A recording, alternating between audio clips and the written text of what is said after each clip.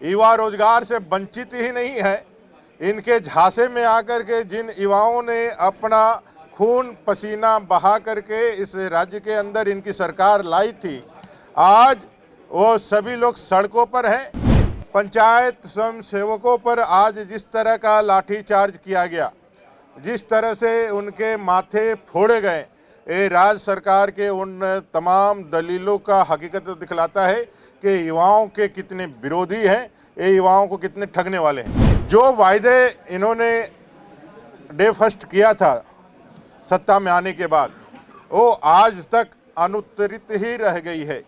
चाहे वो 1932 के माध्यम से नियोजन नीति बना करके यहाँ के बेरोजगार युवाओं को रोजगार देना हो, चाहे यहाँ लॉ एंड ऑर्डर का संधारण करना हो, सारी चीज़ें आज धाराशायी हो गई है। आज जिस तरह से बाबूलाल मरांडी जी माननीय सदस्य हैं इस सदन के, जो आज हम सबका गौरव है, जिसके ऊपर एक भी भ्रष्टाचार के चार्जेज नहीं है, जिन्होंने पहली बार मुख्यमंत्री बन करके इस राज्य को विकास की पटरी पर लाने का काम किया, ऐसे व्यक्ति को सिर्फ इस डर से कि वो बोलेंगे तो इस सरकार की पोल पट्टी खुल जाएगी, एक आदिवासी जननेता को बोलने से वंचित रखा गया। आज एनसीआरबी का जो रिपोर्ट है उसमें 100 से ज़्यादा दंगे झारखंड के खाते में हैं, सबसे ज़्यादा राजनीतिक हत्याएं झारखंड के खाते में हैं, सबसे ज़्यादा दुष्कर्म और हत्याओं का मामले में भी झारखंड अव्वल है। ऐसे राज्य सरकार को आप क्या उम्मीद कर सकते हैं? ये राज्य सरकार पूरी तरह से विफल हो गई है, खोखली हो गई है। युवाओं के सपनों को तोड़ने वाले इस राज्य सरकार को जनता बाहर का रास्ता दिखलाएगी और अगला शीतकालीन सत्र परिवर्तन का आएगा और युवाओं के नेतृत्व में, झारखंडियों के नेतृत्व में एक परिवर्तन आएगा। विधानसभा, झारखंड विधानसभा का यह आखिरी शीतकालीन सत्र, और ये आखिरी शीतकालीन सत्र अपने साथ कई एक प्रश्न, विषय और झारखंडी जनता के निराशा को प्रदर्शित करने वाला रहा है। इस सत्र को जो राज्य सरकार, अभी माननीय मुख्यमंत्री जी अपने सरकार के तारीफ में कसीदे पढ़ रहे हैं और अपने असफलता के सारे ठिकरे विपक्ष के माथे मढ़ रहे हैं। इस सरकार के पास जो बाहर आकर के लंबे लंबे अपने उपलब्धियों के दावे ठोकते हैं, उनको बताने के लिए अपने पास इस सदन के माध्यम से जनता को बताने के लिए कोई उपलब्धि नहीं है। यह शीतकालीन सत्र इस बार दिखलाया है। ये छोटे से 4 दिन के सत्र में एक दिन उनके पास कार्य करने के लिए कोई बिजनेस नहीं था, और साथ ही साथ अगर आप देखेंगे तो अमूमन शुक्रवार तक सदन की कार्रवाई चलती है, 5 दिन का रहता है, छोटा सदन भी रहता है तो 5 दिन का रहता है, उसको भी इन्होंने नहीं चलने दिया। और जो वायदे इन्होंने डे फर्स्ट किया था सत्ता में आने के बाद, वो आज तक अनुत्तरित ही रह गई है। चाहे वो 1932 के माध्यम से नियोजन नीति बना करके यहाँ के बेरोजगार युवाओं को रोजगार देना हो, चाहे यहाँ लॉ एंड ऑर्डर का संधारण करना हो, सारी चीज़ें आज धाराशायी हो गई है। युवा रोजगार से वंचित ही नहीं है, इनके झांसे में आकर के जिन युवाओं ने अपना खून पसीना बहा करके इस राज्य के अंदर इनकी सरकार लाई थी, आज वो सभी लोग सड़कों पर हैं। पंचायत स्वयं सेवकों पर आज जिस तरह का लाठीचार्ज किया गया, जिस तरह से उनके माथे फोड़े गए, ये राज्य सरकार के उन तमाम दलीलों का हकीकत दिखलाता है कि युवाओं के कितने विरोधी हैं, ये युवाओं को कितने ठगने वाले हैं। कल भी आपने देखा कि भाई शिक्षक की बहाली की घोषणा इन्होंने की और इनकी बहाली की घोषणा को हाई कोर्ट ने रोक लगा दिया। इनकी नीति साफ नहीं है, नीयत में खोट है। ये युवाओं को रोजगार देना नहीं चाहते हैं, ये सिर्फ और सिर्फ अपनी जो है बकवास के माध्यम से, अपने झूठ के माध्यम से यहाँ के युवाओं को बरगलाना चाहते हैं और यहाँ के संसाधनों को लूटना चाहते हैं। आज उसका परिणाम है कि सभी लोग आज रोड पर है, सड़क पर है। आज जिस तरह से आरक्षी की बहाली निकाली गई है, उस आरक्षी की बहाली में भी ओबीसी और एससी का बहुत सारे जिलों में आरक्षण जो है पूरी तरह से शून्य कर दिया गया है। ये मुख्यमंत्री जी, माननीय मुख्यमंत्री जी और उनके तमाम कारिंदे चाहे ओबीसी आरक्षण को लेकर के अभी देखिए फिर एक नया चोचला चालू किया है इन्होंने। ओबीसी आरक्षण को लेकर के जाएंगे राज्यपाल महोदय के पास से जाकर के कहेंगे। तो जो भी यहाँ के मुद्दे हैं, जो जनता से जुड़े हुए जन मुद्दे हैं, उन मुद्दों को आप आगे उठाना नहीं चाहते हैं, बढ़ाना नहीं चाहते, उसको सिर्फ मुद्दा ही बनाना चाहते हैं।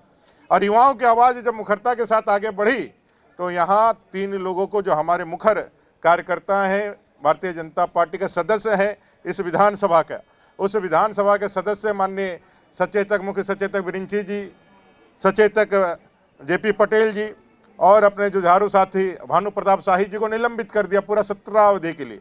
और ये कहते हैं कि भाई हम सीख रहे हैं लोकसभा और राज्यसभा से।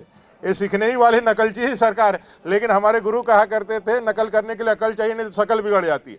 ये सरकार की शकल बिगड़ी हुई है। ये सरकार ने इस पूरे विधानसभा सत्र में कई एक ऐसी घटनाएं देखी है जिससे लोकतंत्र अपमानित अपने आप को महसूस कर रहा है। आज जिस तरह से बाबूलाल मरांडी जी माननीय सदस्य हैं इस सदन के, राजधनवार के प्रतिनिधि है, 3 से 4 लाख लोगों का प्रतिनिधित्व करते हैं, अगर उनको बोलने का मौका नहीं दिया जाता 4 सालों में, आप तब नहीं दे रहे थे कि उनको नेता प्रतिपक्ष के रूप में मान्यता देने के लिए सारे अर्हताएं पूरा करके भारतीय जनता पार्टी ने नेता विधायक दल बना करके आपके पास रखा था। लेकिन उनकी आवाज़, उनकी वाणी, उनके जो मुद्दे होते हैं उनसे आप इतना डरते हैं कि आप उनको बोलने नहीं देना चाह रहे थे। अब तो बाध्यता भी खत्म हो गई, लेकिन एक आदिवासी जनजाति नेता जो आज हम सबका गौरव है, जिसके ऊपर एक भी भ्रष्टाचार के चार्जेज नहीं है, जिन्होंने पहली बार मुख्यमंत्री बन करके इस राज्य को विकास की पटरी पर लाने का काम किया, ऐसे व्यक्ति को सिर्फ इस डर से कि वो बोलेंगे तो इस सरकार की पोल पट्टी खुल जाएगी, एक आदिवासी जननेता को बोलने से वंचित रखा गया। और जब उन्होंने अपनी पीड़ा सदन के अंदर बोलने को नहीं दिया गया, बाहर रखी, तो कई लोगों ने उन पे विशेषाधिकार लाने का और उन पे जो है अवमानना डालने का एक ओछा सा प्रयास किया। आप एक तरफ बोलने देना नहीं चाहते हैं, आप डरते हैं ऐसे आवाज़ों से, और दूसरी तरफ जब कोई पीड़ा बतलाता है तो आप उस पर जो है मानसिक दबाव बनाने का कोशिश करते हैं, दबाव बनाने का काम करते हैं। ये पूरी परिस्थिति बताती है। और आज और एक घटना हुई, सत्ता पक्ष के माननीय विधायक लोबिन हेम्ब्रम जी, उन्होंने अविस्ताव लाया और अविस्ताव उनका गिर गया, गिराना पड़ा। एक और भी माननीय सदस्य लोग हैं, एक माननीय सदस्य ने, सुदीप सोनू जी ने सरकार को तो परचून की दुकान तक कह दिया। समीर मोहंती जी ने, माननीय सदस्य ने कहा कि भाई ये जो है ये अविस्ताव जो है वो हमको कोई एक संसदीय प्रक्रिया से हमको कुछ लाभ नहीं मिल रहा है, 3 साल पहले जो मांगे तो वो भी नहीं मिला, और माननीय मंत्री जो है अभी भी हमको फिर उसी तरह से झुंझुना ही पकड़ा रहे हैं, तो अगले बार पीसीसी मांगने के लिए आएंगे। तो आप समझ सकते हैं सदन की गरिमा कितनी गिर चुकी है। एक माननीय विधायक अपने लंबोदर महतो जी ने ओबीसी आरक्षण पे सरकार से जवाब मांगा, उसके बारे में कुर्मी जो उनकी मांगे हैं उसके ऊपर मांगा, उसकी बातों को आपने कार्मिक विभाग से लेकर के शिक्षा विभाग तक फेंकने का काम किया। और जब ये सारी बातें सदन के माध्यम से जब हम लोगों ने लाने का काम किया तो माननीय मंत्री एक आते हैं जिन्होंने बालू से अपने बाल उगा लिए हैं, जिन्होंने पलामू में उनको जो हरियाली दिख रही है, झारखंड को लूट करके जिन्होंने अपना चमन को सुहावना और उजड़ा को ठीक किया है, वो सदन के अंदर मदारी जैसे बातों से हम लोगों को संबोधित करते हैं। एक दलित का बेटा, एक साधारण कार्यकर्ता भारतीय जनता पार्टी का अगर इस पद पर बैठ करके 3.5 करोड़ झारखंड की जनता की आवाज़ को बुलंद करता है, तो आपके मन का अहंकार, आपके मन का वो सामंती भाव जो आपके अंदर बैठा हुआ है, आपके मन वो कांग्रेस से जो प्रभावित है, कांग्रेस से जो आलोकित है, उसके कारण जो है आपको इस तरह की बात बाहर निकल करके आती है। ये राज्य सरकार पूरी तरह से विफल है। और मैंने कहा कि अविस्ताव को गिराने के लिए आपने किसी की बात नहीं सुनी, और बड़े दमन के बाद, बहुत जोर के बाद जब गिराया तो राज्य सरकार के जो हम लोग तो विपक्ष तो कहते ही थे, आज यह भी लोगों के सामने पर्दाफाश हो गया कि सत्ता पक्ष के जो लोग हैं, विधायक हैं, उनका भी विश्वास इस राज्य सरकार से उठ गया है, उनका भी विश्वास नहीं है। ये अंदर अंदर पूरे खोखले हो गए हैं। लेकिन माननीय मुख्यमंत्री जी अब कितना कसीदा करेंगे, कितना कहेंगे। ये अफवाह आवास ने अफवाह आवास बना के रख दिया है इन्होंने, अफवाह ऐसी कि भाई हर लोगों को मिलेगा। और आप बजट का प्रावधान और जो देखेंगे तो एक पंचायत में 2-4 भी दे सकेंगे कि नहीं। और ये हजारों हजार जो है पंचायतों से आवेदन लेकर के एक माहौल खड़ा करने का, फिर झूठ बेचने का। वो बैक पाइपर की जो कहानी हम लोगों ने सुनी थी कि बैक पाइपर आएगा और अपना जो है बंसी बजाएगा और सारे चूहे उसके पीछे पीछे जाकर के चले जाएंगे, तो झारखंड की जनता को ये उसी तरह से समझते हैं कि वैसे ही लोग हैं और उनके बंसुरी से बांसुरी बजाने से लोग आ जाएंगे। तो काट की हांडी एक बार ही चढ़ती है, 2019 में चढ़ गई और बहुत भारी पड़ी है झारखंड की जनता को। इस झारखंड की जनता को लॉ एंड ऑर्डर में जहां जेल के अंदर हत्याएं हो रही, जेल के बाहर हत्याएं हो रही, पुलिस की हत्याएं हो रही है, जेल के अंदर से ईडी जैसे संस्थाओं पर जो है वो आप देखे होंगे कि षड्यंत्र रचा जा रहा है। आज धनबाद के व्यवसायी जो है अपने आप को आशंकित महसूस कर रहे हैं।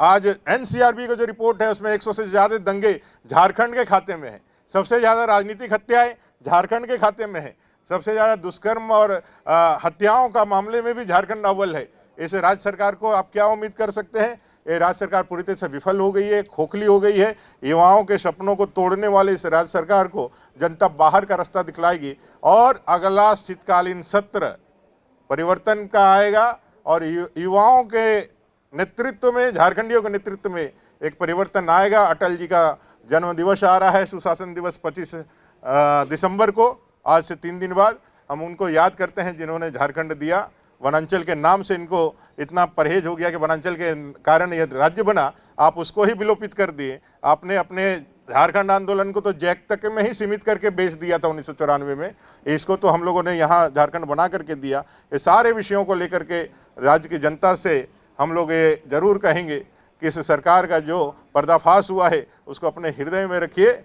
और समय आने पर ऐसी चोट दिखाइए कि अपना रास्ता अपने नाप ले। बावरी जी, कल पूरे देश में विपक्ष, बावरी जी, ख्याली पुलाव बनाने में कौन रोकता है? ख्याली पुलाव बनाने से कौन रखता है? ये सरकार कितनी भी ख्याली पुलाव बना ले, काट की हांडी मैंने कहा एक बार ही चढ़ती है और ये हांडी झारखंड के 3.5 करोड़ जनता के लिए बहुत महंगी और बहुत, मैं सोचता हूँ, बहुत भारी पड़ी है। इस बार 2024 में इनका सुपड़ा साफ करके इनको बाहर का रास्ता दिखलाएगा। 3 राज्यों के चुनाव का नतीजा इनके लिए एक अलार्मिंग है। लोकसभा में 14 की 14 सीटें वापस मोदी जी हैट्रिक मारेंगे और इनको किक मार करके यहाँ से बाहर करेंगे। बावरी जी, कल पूरे देश में विपक्ष का आंदोलन है, विपक्ष का प्रदर्शन है, जो निलंबित सांसद है उनको लेकर झारखंड में भी प्रोटेस्ट है। इनको तो अपने लिए शर्म करना चाहिए था ना, दूसरों को देख कर बोला ना, इनको दूसरे को देख करके चमक लेते हैं। 3 लोगों को बैठा करके बाहर रख दिया सिर्फ उनके ही कारण कि भाई हमारे लोगों को निकाला है। तो होता है ना, जब हम यदि वो किए हैं तो हमको भी उसके लिए करना है। कोई कारण से हमारे 3 माननीय निलंबित नहीं हुए थे, इन्होंने जानबूझ के कारण बनाए, बदले की भावना से करके, जो समझ में आया। नहीं तो हम लोगों ने कहा कि भाई अब उनका विस्ताव है, उनका राइट है, उनको वापस ले लीजिए। लेकिन जितनी कार्रवाइयाँ हैं, सदन जो चल रहा है वो पूरी तरह से मैं समझता हूं कि जो राज्य की सरकार है उसके दिशा निर्देशन पर चल रहा है और इसी का परिणाम है। TheFollowUp.in, like, share and subscribe. www.thefollowup.in